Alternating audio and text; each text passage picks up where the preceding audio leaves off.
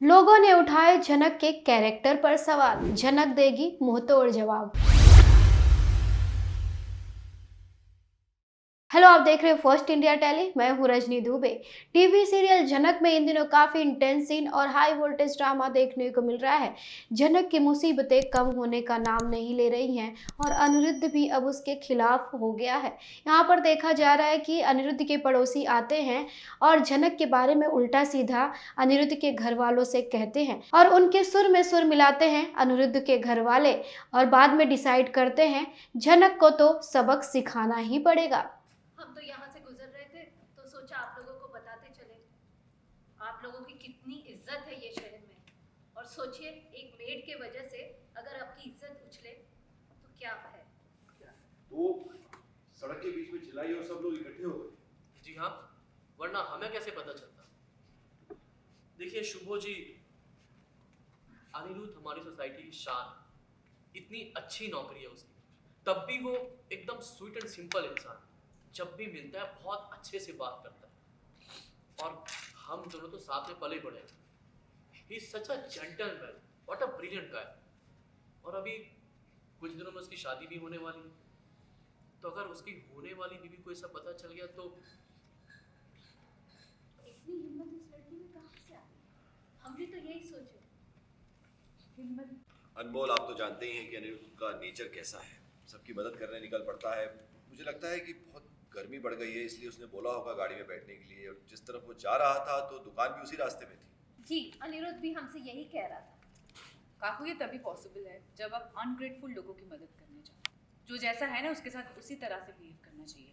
Tit for tat. हाँ, एक made को इतनी छूट देनी नहीं चाहिए। काश मेरा बेटा भी ये बात समझ पाता। तनुजा, अनी के नेचर को तो तुम जानती हो ना। अरे हर किसी की मदद करने निकल पड़ता है। सड़क पर क्या हुआ? सड़क पर क्यों? कुछ नहीं हुआ। आप लोग हम चलते हैं। अच्छा जी, हम अब चलते हैं। और तुमने आज सबके सामने सड़क पर अनी से बदतमीजी की? नहीं, वो सर जी ने गाड़ी में बैठने के लिए कहा तो मैंने उन्हें मैं तो मना कर रही थी बस उन्हें। हाँ, और मेरी बात ही नहीं सुन रहे थे वो, इसीलिए मेरी आवाज़ ऊंची हो गई और ये लोग ना वहीं थे। इन्होंने देखा कि क्या शायद, इसीलिए आप सबको बताने आ गई। सर ने वहाँ से बोला तुम्हारी बेशर्मी की न्यूज़ ना सारे मोहल्ले में फैल गई है। एक दूसरे को देखा आप लोगों ने? पहले तो सिर्फ हम जानते थे, अब सब जानने लगे हैं। शुभो जी, अगर आप सब लोग इतनी तकलीफ में हैं, तो आपने इसे नौकरी में क्यों रखा? निकाल दीजिए। देखिए वो बात और है, मैं आपको कभी आराम से बताऊंगा। वो जो भी है, अनिरुद्ध से इसे इस तरह से बात नहीं करनी चाहिए थी। तुम्हारी हिम्मत की दाद देनी पड़ेगी। तुम्हें जरा सा भी आइडिया है कि इस सोसाइटी में अनी की कितनी इज्जत है? हाँ, तुम्हें क्या लगता है तुम और अनी, तुम दोनों सेम हो? तुम्हारे स्टैंडर्ड सेम है? तुमने सबके सामने अनिरुद्ध के साथ मिसबिहेव किया। How dare you do that?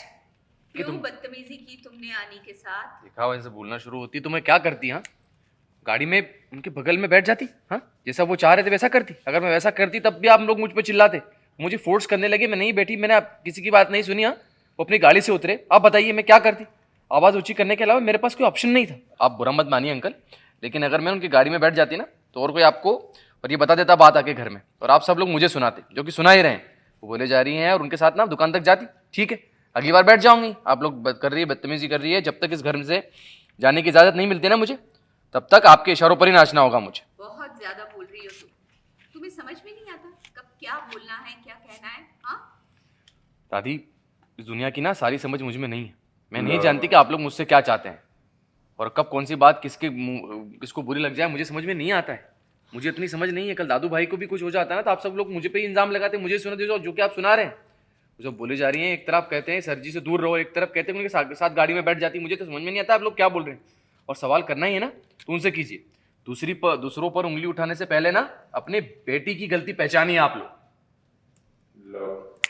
आप खड़ी हुई। अरे बाबा, ये तो बिल्कुल तीखी मिर्ची है, कितना ज्यादा बोलती है। अब जी, अब हम चलते हैं।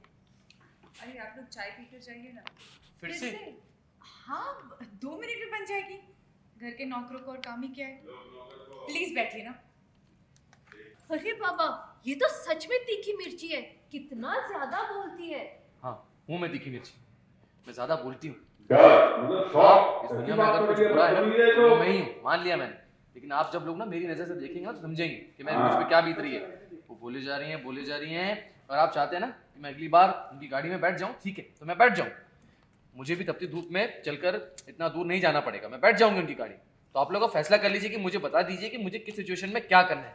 मुझे समझ में नहीं आता है। उन्होंने हाथ जोड़े और वो निकल गई वहां से, और वहां से उन्होंने बोला, देखा आप लोगों ने, हमारे घर में ही रहती ये लड़की और हमसे किस तरह से बात करती है।